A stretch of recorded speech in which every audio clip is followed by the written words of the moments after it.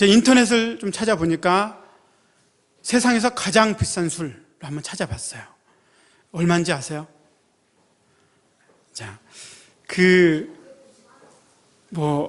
이제 어린 친구들은 이렇게 금액을 말하면 정확히 와닿진 않을 텐데, 가장 비싼 술은 한국이 아니라 전 세계 33개밖에 없는, 그러니까 리밋 해가지고 한정판으로 만든 술인데, 멕시코 100주년 기념하면서 만든 술인데요. 데킬라 925라는 술인데요. 가격이 무려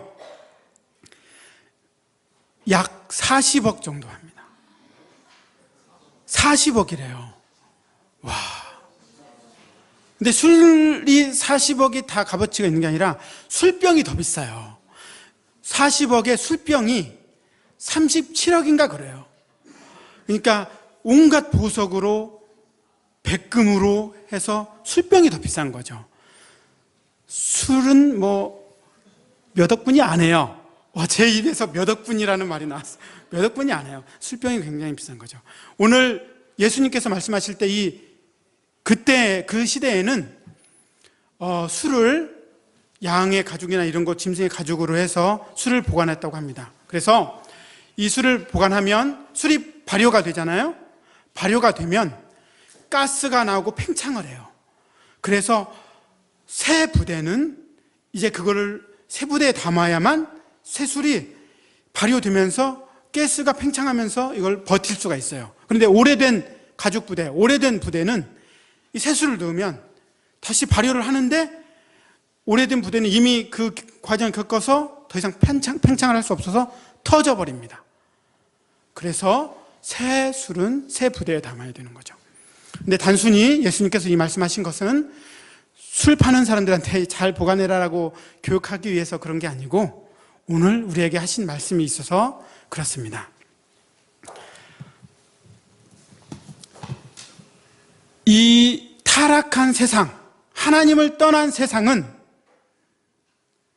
사람들이 자기의 힘과 노력과 기술로 발전시켜 오고, 또 그 노력, 우리들의 능력을 통해서 무언가를 이루고, 그걸 통해서 영광도 받고 만족도 누리고 그렇게 살아가고 있습니다.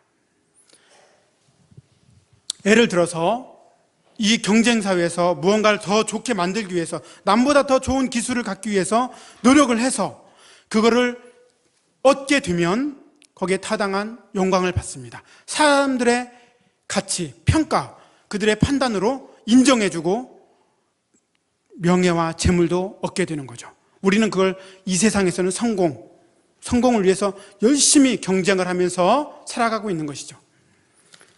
이 사람들의 기술, 능력들 어디서부터 시작됐을까요? 바로 하나님을 떠나서 독립되어서 하나님의 능력이 아닌 내 힘으로 시작한 때부터입니다. 그게 언제인지 아세요? 아담 때부터죠. 아담이 하나님을 범죄를 해서 추방당해서 하나님 없이 사는데, 아담의 두 자녀가 있어요. 첫 자녀는 가인입니다. 둘째는 아벨이죠. 그런데 가인이 아벨을 죽이게 되죠. 그리고 그 가인의 족보가 창세기 4장에 나오는데요. 거기 보면 가인의 아들 중에 아들의 아들의 아들 이렇게 낳고 있는데, 에녹을 낳았고, 가인이 에녹을 낳았어요. 근데 이 에녹은 창세기 5장의 17절인가 26절인가 나오는 하나님과 동행하는 에녹이 아니라 다른 인물이에요. 에녹, 그 다음에 그 밑에 이랏, 무후야엘, 이름이 어려워요. 무드사엘, 라멕을 낳았어요. 또 라멕이 아내 둘을 취해서 아들 둘을, 첫째 부인한테 둘을 낳는데 이름이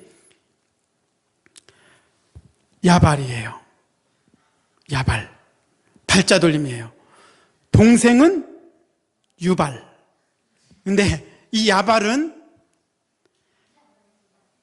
가축을 치는 자의 조상이 됩니다. 자기의 능력으로 개발해서 가축을 기르는 거예요. 그래서 성경에도 가축을 치는 자의 조상은 야발이에요. 동생 유발은 금수와 퉁수를 만드는, 악기 이런 걸 만드는 자의 조상이 되죠. 또 둘째 부인이 실라인데 그의 자녀 역시 발자가 들어가요. 두발가인. 이 두발가인은 구리와 쇠로 온갖 기구들을 만들어요. 그런 것들로 시작해서 지금 우리가 보는 이런 모든 기계들, 빌딩들, 여러 가지 역사들을 타락한 인간이 하나님 없이 개발시켜서 지금 현재까지 왔습니다. 그런데 이 아벨이 죽었잖아요. 대신 하나님께서 준 자손이 셋이에요. 셋의 아들은 보면 에노스예요. 에노스를 낳았는데 그때부터 사람들이 하나님 여호와를 찾았습니다. 근데 에노스에 대해서는 아무런 능력이나 이런 거에 대한 설명이 없어요.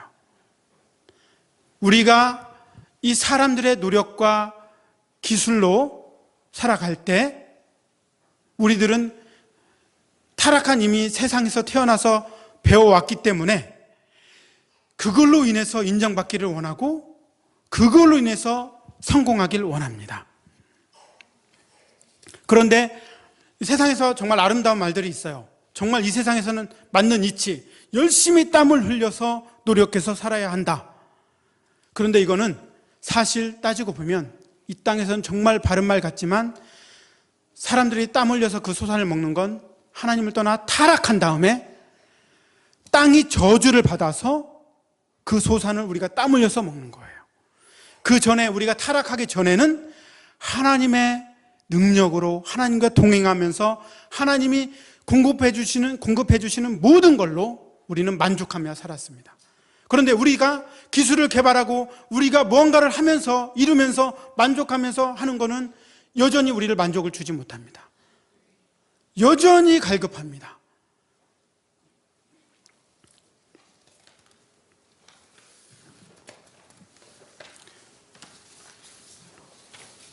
이러한 인본주의, 사람들의 행동, 무언가를 하는 업적, 이걸 가치를 두고 살아가는 거죠. 방금 그 술 이야기도 술이 40억이 하는데 그 사람들의 가치와 사람들의 판단으로 그렇게 값을 먹인 겁니다. 우리는 신앙생활을 하면서도 이 인본주의적인 신앙, 내가 무언가를 열심히 뭘 해서 이룬 다음에 인정을 받으려 하는 그런 것들이 내면의 의식 중에 무의식 중에 깊숙이 새겨져 있어요. 그래서 우리가 하나님께 나아갈 때 이런 경우 있잖아요. 내가 하나님께 나가려고 하는데 내가 너무 생활을 엉망으로 했어요. 그러면 하나님 나를 기뻐하지 않을 것 같아. 우리는 항상 내가 무언가를 한 거, 내가 열심히 했으니까 이번에 당당히 하나님께 나가야지. 나의 행위에 기초해서 하나님께 나가려는 것이 깊숙하게 박혀 있습니다. 또 우리가 자라오면서 아이들 키우면서 우리는 하나님이 아니기 때문에 크리스찬들도 아예 자녀들을 기르면서 행동에 타당한 칭찬과 그렇지 못하면 벌을 줍니다. 그런 과정 속에서 우리가 자라나서 우리가 무언가를 잘못하면 오늘은 하나님이 나한테 복을 안 주실 거야.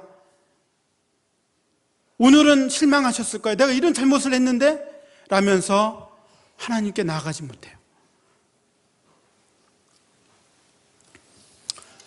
모든 복과 하나님께서부터 오는 그 영적인 하늘의 복들을 내 행위로 내가 무엇을 잘 해야만 받을 수 있다라고 생각하는 거죠. 이게 바로 예술이에요. 우리는 무의식 중에 그래도 우리는 하나님을 위해서 내가 해야지라고 살아가고 있는 것입니다.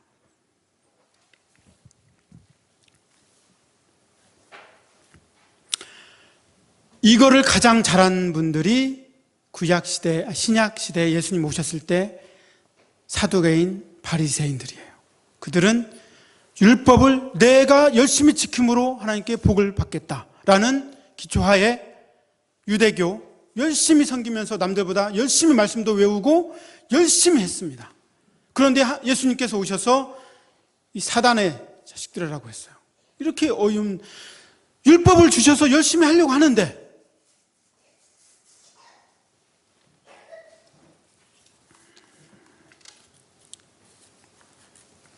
율법은 우리가 받아들일 때 사실 하나님께서 주신 목적을 바로 알아야 됩니다.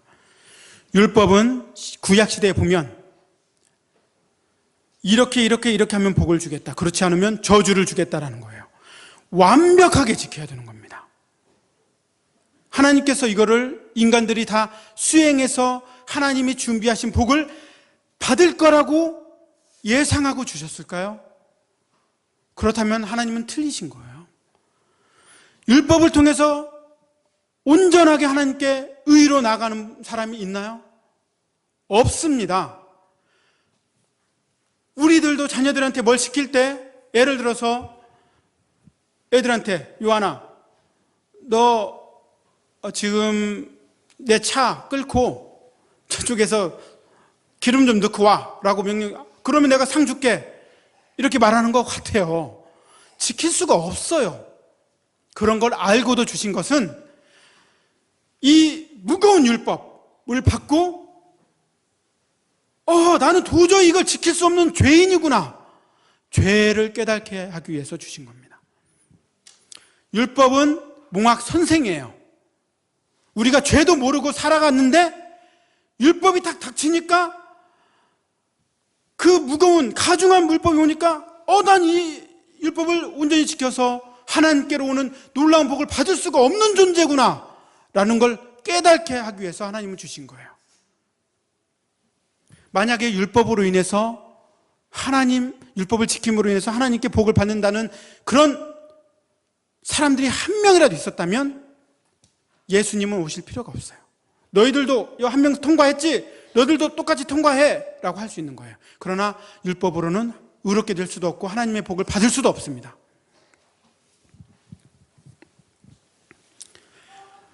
죄를 깨닫게 하기 위해서 율법을 주신 거예요. 로마서 3장 20절에 율법이 죄를 깨닫게 한다는 거예요. 그리고 우리가 이런 게 있잖아요. 예를 들어서 율법이 더 많고 무거워질수록 우린 더 큰 죄인이 되는 거예요. 예를 들어서 제가 필리핀에 갔어요. 제가 필리핀에 숨어버리면 아무도 못 찾습니다. 가장 난이도가 높은 문제예요. 현지인들도 몰라요. 그런데 필리핀에서 제가 한번 차를 빌려서 저쪽 모르는 길을 한번 가볼까? 그리고 차를 빌려서 갔어요. 뭉뭉 밟았어요. 우와, 좋다. 거기는 바다가 이쁘잖아요. 쭉 가는데 붕 하고 갔는데 막 60, 70, 80 밟고 갔어요. 싹 섰는데 딱 보니까 여기 표지판이 이 도로는 50km 이상이면 불법입니다 라고 써 있는 거예요. 벌금이 얼마입니다. 그러면 그걸 보고 내가 법을 위반했네? 나 범죄자네? 라는 걸 깨달을 수 있는 거잖아요. 몰랐을 때는, 율법이 없을 때는 몰라요. 그러나 율법이 있을 때는 율법을 비춰보고 나는 구원받을 수 없는 완전 절망적인 죄인이구나 라는 걸 깨닫게 되는 겁니다. 그리고는 이 몽학성생 율법은 그러니 넌 도움이 필요해. 그게 바로 예수님이야. 또 예수님 없이는 하나님의 복을 받을 수가 없어 라고 우리를 인도하는 겁니다.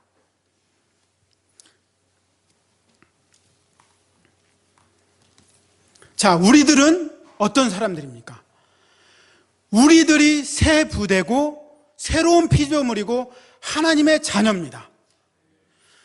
우리는 이 구습, 옛술, 구약시대부터 신약시대까지 사람들이 유대교에서 배웠던 그런 풍습과 마인드와 그런 걸로 살아가는 게 아니고, 그런 걸로 하나님께 나아가는 게 아니고, 새술, 성령의 인도함 받아 살아야 되는 것입니다.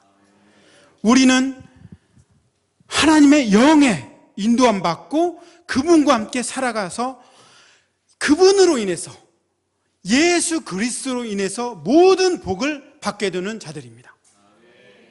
그래서 우리가 생활하면서 좋을 때도 있지만 막 안 좋을 때도 있잖아요. 막 열심히 하나님을 위해 섬기고 싶은데 그럴 때도 있지만 못할 때도 있는데, 그래서 낭망할 때가 많아요. 나는 하나님 버리셨을 거야. 또 환경을 보며, 어려운 문제들을 보며, 내가 얼마나 더 충성, 열심, 봉사를 하고 말씀을 더 지켜야만, 율법을 온전히 해야만 이 복을 받을 수 있을까 하면서 낭망할 때가 있잖아요. 내 행위를 볼 때는 그런 거예요. 그러나 은혜 받을 때는 이때입니다.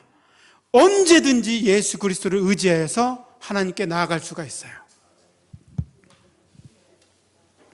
저 사실 이 말씀을 전할 때 저 준비를 잘 하는데, 이 준비하는 과정이 이렇습니다. 새벽에 잠을 잘 수가 없어요. 계속 메시지를 전해야 된다는, 또 뭐 다른 거 하면서도 계속 저는 설교를 하고 있어요, 이 자리에서. 그래서 그런 것들을 정리해서 이렇게 오는데, 막상 여기서 서보면 안 보여요. 정말 안 보여요. 목사님은 어떻게 그렇게 잘하시는지 모르겠지만 아무 생각이 안 나고, 그래서 좀 앞뒤가 안 맞을 수도 있고 막 그래요. 정리해서 들으시면 됩니다. 자, 갈라디아서 3장 23절에서 24절은 믿음이 온 후로는 몽학성생 아래 있지 아니하도다. 너희가 다 믿음으로 말미암아 그리스도 예수 안에서 하나님의 아들이 되었으니, 이걸 받아들여야 됩니다. 우리는 믿음으로 하나님의 자녀가 된 것입니다. 저는 아직 아닌 것 같아요. 아직은 아닌 것 같아요. 라고 우리의 감정과 환경과 내 경험과 내 생각으로 하나님의 말씀을 거부하지 마세요. 우리의 감정은 믿을 것이 못 됩니다. 감정은 진리에 반응할 때도 있지만 내 생각, 거짓, 내 망상에 반응할 때도 많아요. 대부분 그래요. 그걸 경험하잖아요. 지지난주에 제 어떤 만화일을 좀 프로젝트 큰 걸 받아서 하고 있는데, 작업을 열심히 했어요. 하는 도중에 이제 찬양을 들으면서, 보통 말씀 듣거나 찬양을 들으면서 그림을 그리는데, 갑자기 하나님이, 아버지께서 나를 얼마나 사랑하시는지에 대해 말씀하시는데, 그 아름다운 천국을 너 없이는 같이 있고 싶지 않아서 내가 십자가, 예수 그리스도를 보내 십자가를 지게 했다는 그 메시지가 나한테 오는데 너무나 감동되고, 그래서 펑펑 울었어요. 막 울면서, 아내는 뭐 하고 있었을까요? 청소를 항상 해요. 우리 아이들은 능력이 많아요. 어지럽히는 능력이 뛰어납니다. 안 배웠는데도 매일매일 정말 청소를 해요. 애들이 오면 한 1, 2분 만에 도로목이 됩니다. 그래서 아내는 청소를 하고 있었어요. 근데 제가 너무 감격돼서 그림 이렇게 그리다가 다 펜 던져놓고 울면서 아내한테 가서 아내한테 이렇게 안아줬죠. 울면서 이렇게 안아줬어요. 그러니까 아내가 왜 우냐고 그러면서, 혹시 내가 불쌍해서 울어요? 사실 제가 너무 미안하고 그런 게, 아내는 그러니까 그 한국에 와서 정말 힘든 환경에서 고생만 하고 있는 거예요. 또 경제적으로나 여러 가지로 힘든데도 참고, 또 아이들 가는데 너무 고맙고, 그런데 그때는 제가 항상 미안한 마음이 있고 그래요. 근데 그때는 그게 아니었어요. 그래서 이렇게 안아주니까, 그러니까 아내가 좀 저보고 이상하게 생각한 거예요. 제가 그랬어요. 아버지 사랑이 너무 감격돼서 울고 있다고. 예수님이 나를 이렇게 사랑하시면서 울고 있다고. 그러니까 이렇게 하면서 좀 너무 미치진 말아요. 근데 아내한테 미안한 것은, 아내 만나기 전에 이미 저는 상태가 그랬습니다. 미안해요. 어떻게 바꿀 수가 없어요. 그런 일이 있었어요. 여러분, 감정은 진리에 반응할 때 너무 좋아요. 이 감정처럼 좋은 게 없어요. 그러나 대부분 우리가 살아가면서 감정은 거짓말을 합니다. 그래서 이 감정을 우리가 믿고 따르면 속게 돼요. 감정은 여러분이 아닙니다. 그런 착각을 하면 안 돼요. 내 감정이 우울하고 꿀꿀하고 오늘은 하나님의 사랑과 긍휼이 나한테 없는 것 같아라고 느껴질 때 그 감정을 의심해 보세요. 하나님은 어제나 오늘이나 영원토록 변치 않고 예수 그리스도를 십자가에 달려 죽이시까지 사랑하신 그 사랑의 크기만큼 오늘 지금 이 순간에도 우리를 사랑하십니다. 네, 아멘. 우리들은 그래서 이 옛 술, 내 능력으로 하나님께 인정받아 볼까? 내 노력으로 이걸 벗어버리고 하나님의 능력으로 살아가는 것입니다. 하나님의 자녀는 하나님의 능력으로 살아가야 돼요. 예를 들어서 우리 예수님께서 또 술 이야기를 해야 되는데 가나의 혼인잔치에서 술이 없다 라고 마리아한테 들었어요. 그럴 때 예수님께서 잠깐만요, 나무하고 톱하고 망치 좀 가져와 보세요. 그리고는 막 톡톡톡톡 하더니 망치 의자를 멋지게 만드는 거예요. 예수님은 목 쓰셨잖아요. 그린 다음에 자, 이거 팔아서 빨리 술값을 만들어서 술을 사오세요 라고 하지 않았습니다. 그렇죠? 만약에 그렇게 했다면 와, 요셉한테 정말 잘 배웠구나, 열심히 배워서 목수의 기술이 뛰어나구나, 그러면서 그 영광을 인간의 행위, 인간들 받는 거예요. 그러나 예수님은 하나님만이 하실 수 있는 일을 하셨습니다. 물이 포도주가 된 거예요. 포도주도 술이죠. 포도술, 포도주. 근데 그 맛이 뛰어난 거예요. 우리가 살아갈 때, 모세가 하나님을 만나서 하나님의 일을 할 때 애굽에서 왕자로 살았잖아요. 그 기술들을 사용해서 한 게 아니에요.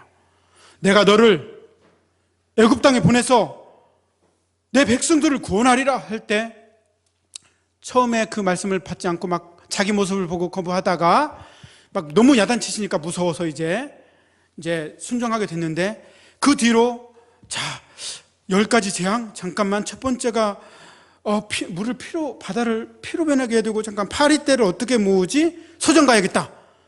서점 가서 파리를 불러 모으는 법, 홍해를 가르는 법, 그 다음에 질병이 생겨야 되는데 그 과학자들한테 가서 질병이 막 빨리 피부병이 일어나는 법을 배우지 않았어요.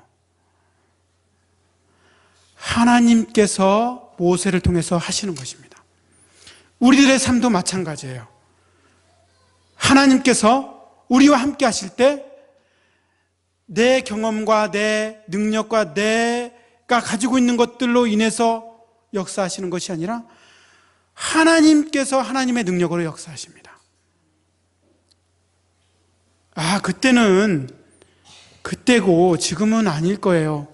베드로도 성전 앞에 안진뱅이를 일으킬 때 돈을 달라고 막 그러니까, 물고기 잡는 어부잖아요. 그 어부의 능력으로 도운 게 아니에요. 예수 그리스도의 이름으로 안진뱅이를 일으켰습니다. 우리들도 예수 그리스도의 이름으로 하나님의 기적을 일으키는 하나님의 자녀들입니다. 내가 나를 어떻게 평가하건, 내 경험이 어떻건, 내 과거의 경험, 내가 평가하는 나, 내가 인식하는 나가 어떻건 그건 거짓이에요. 애굽 생활을 하는 거예요. 아직도 이 예수를 모두 버리고 탈출해서 하나님의 나라, 성령의 통치, 그 안에 우리가 들어가서 하나님의 능력을 우리를 통해서 발할 때 하나님이 영광 받으십니다. 그렇게 능히 하실 주님께 감사와 찬양을 올려드립니다. 박수 한번 보내드려 볼까요?